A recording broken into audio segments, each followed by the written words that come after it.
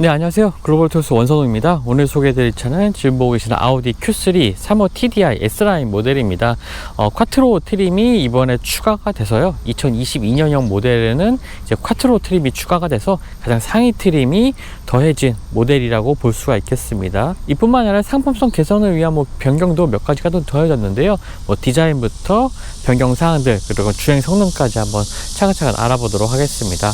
일단은 이 Q3 같은 경우에는 2018년도에 글로벌 시장에 처음으로 출시가 됐죠. 그리고 Q3 스포트백, 지금 보고 계시는 이 뒤쪽에 루프라인이 아주 완만한 경사를 이루면서 떨어지는 이 스포트백 모델 같은 경우에는 1년 후 2019년에 글로벌 시장에 출시가 됐고, 국내 시장에는 2020년도에 이제 공개가 됐습니다. Q3는 기본적으로 그러니까 폭스바겐 그룹으로 따지자면 T-Roc과 거의 비슷한 크기의 차량이라고 보시면 되겠고요. 폭스바겐의 MQB 플랫폼 같이 이제 범용 플랫폼을 사용하다 보니까 사실 요즘 차량들은 어떤 차량을 기반으로 한 차량이라고 설명하는 게 조금 어색할 때가 있어요. 자, 먼저 전면부 디자인을 한번 좀 살펴보겠습니다. 일단 매트릭스 LED 헤드램프가 적용된 헤드램프 보이고요. 그 다음에 아래쪽에 이 디자인, 범퍼 하단의 디자인도 에어 인테이크가 상당히 좀 강조된 듯한 하지만 막혀있는 이런 패널 부분들도 확인할 수가 있습니다. 라디에이터 그릴의 형상도 굉장히 큰 크기를 보여주고 있죠. 이러한 전체적인 이 디자인 요소들은 Q8을 아마 소개해드릴 때도 보여드렸지만 아우디 SUV들의 전형적인 이 디자인 특징들이 차량 곳곳에, 특히나 전면부 같은 곳에 많이 좀 보여지고 있습니다. 차량의 범퍼 하단에는 어댑티브 크루즈 컨트롤을 위한 센서들이 위치를 해 있고요. 쿼트로라는 사륜구동이 좀 더해져 있다는 부분도 이 그릴 쪽에 표시가 되고 있습니다. 측면으로 와서 휠 같은 경우에는요, 지금 이 쿼트로 프리미엄 트림 같은 경우, 가장 상위 트림 같은 경우에는 19인치 타이어가 장착이 됩니다. 브리지스톤 아렌자 23550R 19 타이어가 장착이 되어 있고요. 휠의 디자인은 그렇게 튀는 부분 없이 평범해 보입니다. 측면에는 이제 S라인 디자인이 적용됐다는 표시를 보여주는 S라인 로고도 보여지고요. 그리고 역시나 이제 완만한 루프라인을 그려는 이 뒷모습이 이 스포트백 차량의 가장 큰 매력이 될 것 같습니다. Q3 같은 경우에도 이 차이점이라, 일반적인 Q3 모델과 차이점이라면 특히 이 C필러 쪽에 글라스를 감싸는 이 몰딩의 형상이 일반적인 Q3와의 차이점이라고도 볼 수가 있겠고요. 차량의 후면부 디자인이 굉장히 좀 다이나믹하다는 생각을 많이 하게 됩니다. 특히 지금 이 리어램프 같은 경우에도 상당히 좀 뾰족하게 다듬어져 있는 리어램프 형상 보여주고 있고요. 아래쪽에는 3호 TDI 쿼트로 로고도 적혀져 있습니다. 범퍼 하단에는 디퓨저 같은 부분에도 이렇게 공력 성능을 높여주는 듯한 이러한 날개들이 더해진 것을 볼 수가 있는데, 사실 실질적인 공력 성능 향상보다는 디자인적인 요소라고 보는 게 맞겠습니다. 그리고 전면부의 디자인, 범퍼 형상과 좀 일관성을 유지하고 있는 이 리어 범퍼 형상도 특징이 되는 것 같고요. 사실 스타일에 있어서 이렇게 스포트백 형상의 차량들이 가끔 과거에는 그 비율이 상당히 좀 맞지 않는 모습들을 종종 보여주기도 했었죠. 하지만 아우디는 지금 Q3뿐만 아니라 대부분의 이제 스포트백의 SUV 스타일의 차량들이라든지 여러 가지 차량들을 선보일 때 그 차량의 비율을 굉장히 중시하는 브랜드입니다. 그것들이 이제 Q3에서도 정말 잘 녹여들어서요. 작은 차긴 하지만 스포트백 스타일로 만들었을 때 정말 디자인에 있어서 잘 조율된 비율을 좀 선보이고 있습니다. 적재 공간 살펴볼 텐데요. 아래쪽에 버튼을 누르면 자동으로 열리는 게이트를 가지고 있고요. 기본적인 적재 공간은 550리터입니다. 패스트백 스타일이기 때문에 기본적인 일반적인 Q3와 적재 공간에서 차이가 크게 나지 않느냐라고 생각하실 부분도 계시겠지만, 실질적으로 이렇게 크게 차이는 나지 않습니다. 아무래도 적재 공간을 잘 뽑은 것 같고요. 그리고 이 아래쪽에도 보면 이게 수납 공간이, 작은 수납 공간이 따로 마련되어 있습니다. 그리고 이 하단 플로어 같은 경우에도요, 아래쪽으로 살짝 내려서 이런 식으로 수납하게 되면은 좀 소폭이긴 하지만 이 정도의 적재 공간을 추가로 더 확보할 수 있는 점도 특징이 되겠습니다. 따로 2열 시트를 닫을 수 있는 레버나 버튼 같들은 보이지 않고요. 이 하단의 플로어를 올렸을 때 이렇게 살짝 걸리게 하는, 그래서 좀 편리하게 짐을 실을 수 있게 만드는 후크 같은 것도 마련되어 있고요. 그 다음에 짐을 고정할 수 있는, 그물을 고정할 수 있는 고리 같은 것들 마련이 되어 있습니다. 네, 이제 실내 공간 한번 살펴보겠습니다. 2020년도에 이 Q3 스포트백을 소개를 해 드린 적이 있죠. 그때는 이제 전륜구동 차량이었습니다. 하지만 지금 시승하고 있는 차량은 이제 쿼트로 모델, 4륜구동 모델이라는 점이 차이점이고요. 특히 이 쿼트로 트림 같은 경우에는 스포츠 서스펜션이 좀 더해졌습니다. 이런 점들이 이제 일반적인 전륜 모델 3호 TDI 모델과는 또 차이점이라고 볼 수가 있겠고요. 뭐 실내 공간은 그래서 좀 동일한 편입니다. 앞쪽에 이제 도어 트림 같은 경우에도 넉넉한 도어 트림을 확보를 하고 있고요. 500리터짜리 물병도 들어갈 만한 크기입니다. 지금 매미 소리와 함께 엔진 소리 좀 들리실지 모르겠는데요. 이게 디젤 모델이다 보니까 이 차량의 외부에서 들리는 디젤 엔진음이 좀 다소 좀 들립니다. 거기다가 뭐 차량의 진동도 어느 정도 외부에서도 조금 느껴지는 부분이 있고요. 자, 실내에 앉아서 기능들을 한번 살펴보죠. 네, 기본적으로 실내 구성은 이제 디지털 계기판, 그 다음에 인포테인먼트 시스템, 그 다음에 스티어링 휠에 S라인 로고가 더해진 부분, 이런 것들은 이제 차량 곳곳에서 이제 S라인 모델임을 좀 느낄 수 있게 하는 부분입니다. 계기판 같은 경우도 스티어링 휠의 이쪽에 뷰 버튼을 누르게 되면은 다른 형태로 이제 변경되는 이러한 특징들도 가지고 있고요. 왼쪽에 이 화살표 버튼들을 누르게 되면 계기판상에 보여지는 정보가 좀 변경이 됩니다. 카플레이 모드 같은 경우에도 이렇게 볼 수가 있고요. 그리고 지도 화면이 상당히 큰 화면으로 나오는 이런 모드도 볼 수가 있습니다. 계기판을 확대시키면 이제 가운데만 이제 보여지게 되는 거겠죠. 그리고 전체적으로 이 운전자 쪽으로 살짝 기울어져 있는 콕핏 형태를 좀 보여주고 있습니다. 인포테인먼트 화면의 터치 스크린이 살짝 운전자로 좀 기울어져 있기 때문에요. 터치를 하면서 조작하는데 큰 무리는 없고, 또 몇 가지 자주 쓰는 버튼들은 이렇게 물리 버튼으로 나와 있는 것도 있습니다. 하지만 지금 조금 보니까 이 난반사가 좀 심하네요. 그래서 각도에 따라서는 이 화면이 좀 또렷하게 안 보이는 경우도 있을 것 같습니다. 낮에는요. 이쪽에 송풍구 디자인 이런 식으로 되어 있고, 헤드업 디스플레이는 따로 존재하지 않습니다. 인포테인먼트 시스템도 뭐 최근에 봤던 아우디의 인포테인먼트 시스템과 동일한 형태이고요. 뭐 기능적인 특징이라고 할 부분은 따로 없습니다.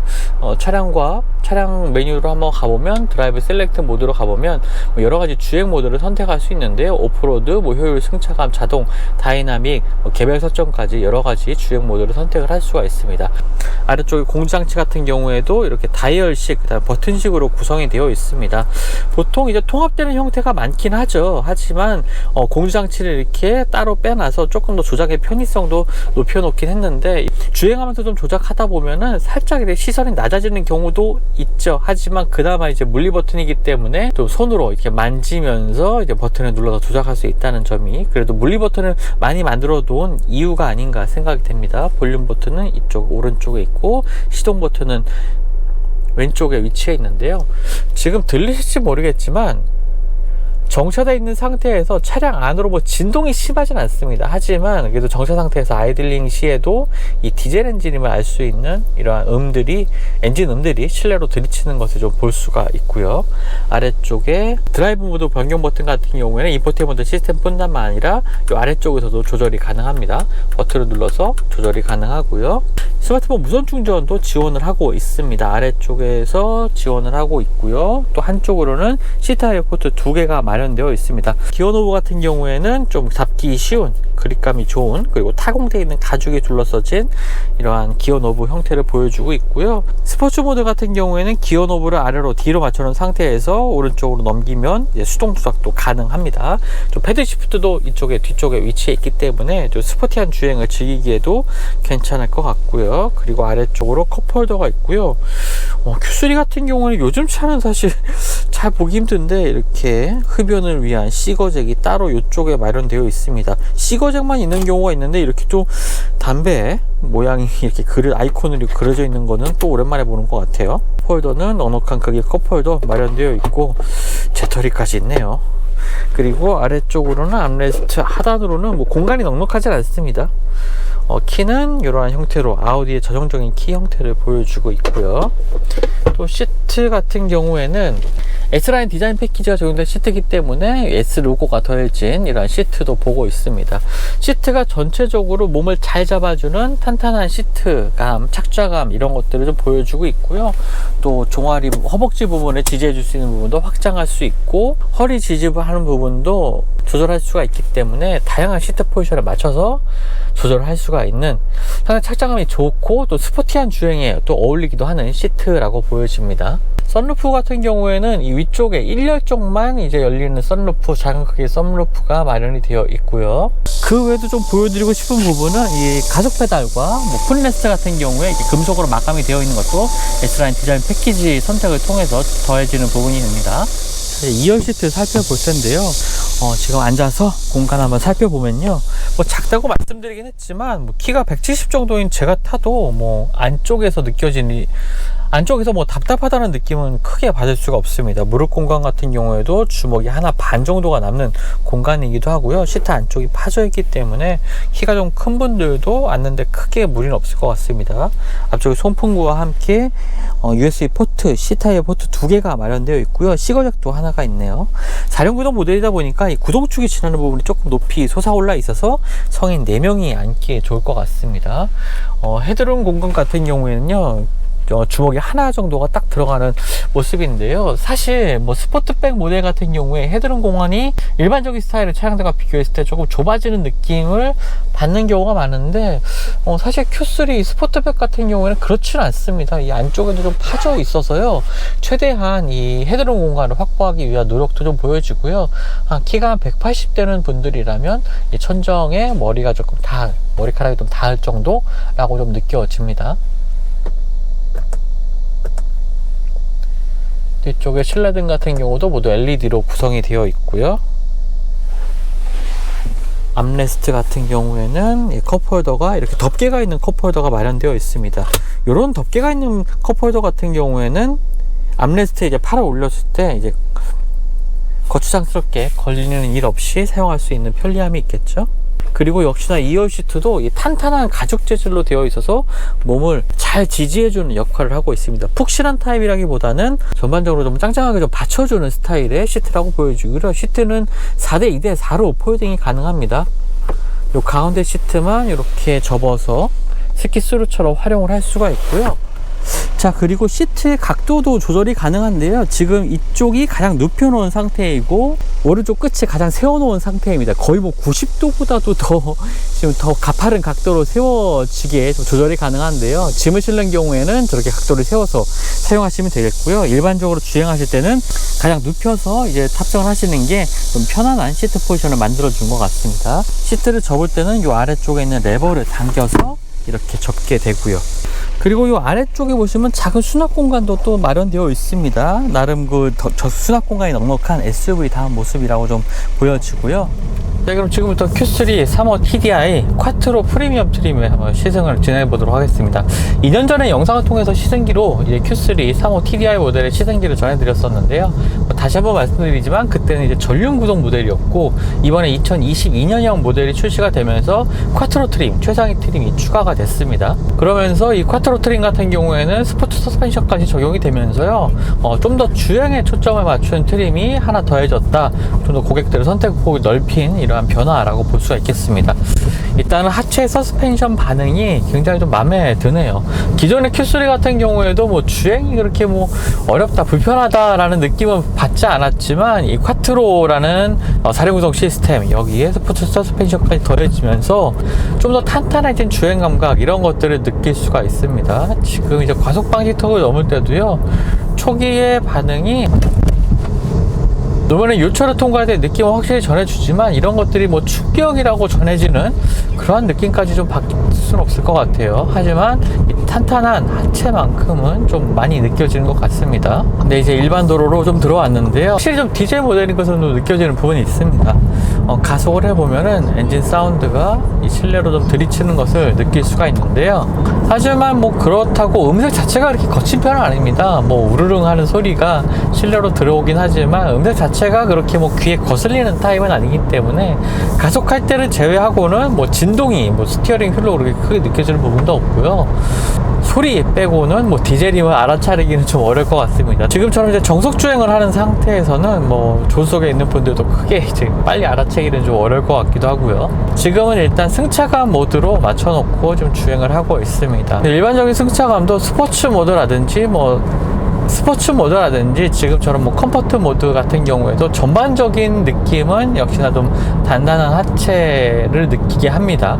보통 이제 상대적인 비교로 좀 말씀을 드리는 거고요. 이 급의 수입 소형 SUV들 같은 경우에는 뭐 일반적인 보편적인 승차감을 추구하는 차량들이기 때문에 좀 부드러운 세팅, 일상에서 좀 편안한 안락한 느낌 이런 것들 전해주는데 좀 중점이 맞춰져 있는 거에 반해서 이 Q3 같은 경우에는 조금 더 스포티한 주행에 걸맞게 좀 바뀌지 않았나. 거기다 4륜 구동까지 더해지면서 그 한계치도, 주행에서의 한계치도 조금 더 높이지 않았나라는 생각을 하게 됩니다. 가속 시의 움직임 같은 경우에도요, 사실 완전히 정차한 상태에서 가속 페달을 꾹 밟게 되면은 조금 굼뜬 것이 아닌가라는 느낌도 받게 됩니다.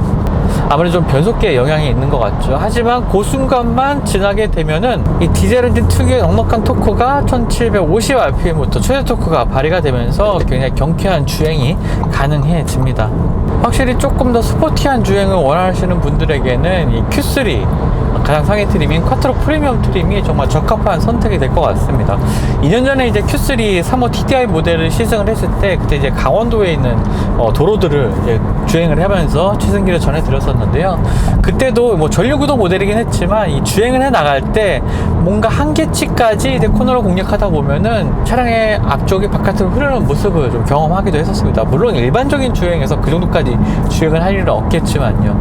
하지만 이번에 이제 Q3 쿼트로 모델을 받아서 좀 와인딩 로드를 좀 주행을 해보면서 느낀 부분은 한계치가 굉장히 많이 높아졌다는 부분입니다. 역시나 4륜 구동의 힘이라고 좀 볼 수가 있겠고요. 조금 더 탄탄하게 세팅이 되는 이러한 서스펜션도 더 영향을 주는 것 같습니다. 그래서 이제 스포츠백, Q3 스포츠백을 아마 구매하시는 분들이라면 화려한 외관도 있겠지만 조금은 더 역동적인 주행, 민첩한 주행에 관심이 있을 것 같은데요. 그러한 요구를 좀 만족시켜주는 차량이 이 차량이 아닌가 생각이 듭니다. 조금 소소한 변화긴 하지만 아우디라는 브랜드를 선택했을 때 좀 느껴야 하는 이러한 주행할 때 이거 감흥들 이런 것들을 Q3에서도 이제 느낄 수 있게 만든 변화, 2022년형 모델의 좀 변화가 아닐까 생각이 되고요. 그래도 여전히 뭐 디젤이라는 점이 사실 요즘에 이 디젤이 정말 찬밥 신세가 되고 있죠.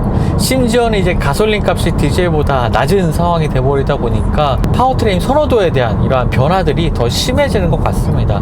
물론 아우디 같은 경우에는 앞으로도 뭐 가솔린, 디젤, 그다음에 플러그인 하이브리드 모델이나 전기차 같은 전동화 파워트레인까지 고른 파워트레인을 개발을 하겠다라고 좀 선언을 하기도 했었죠.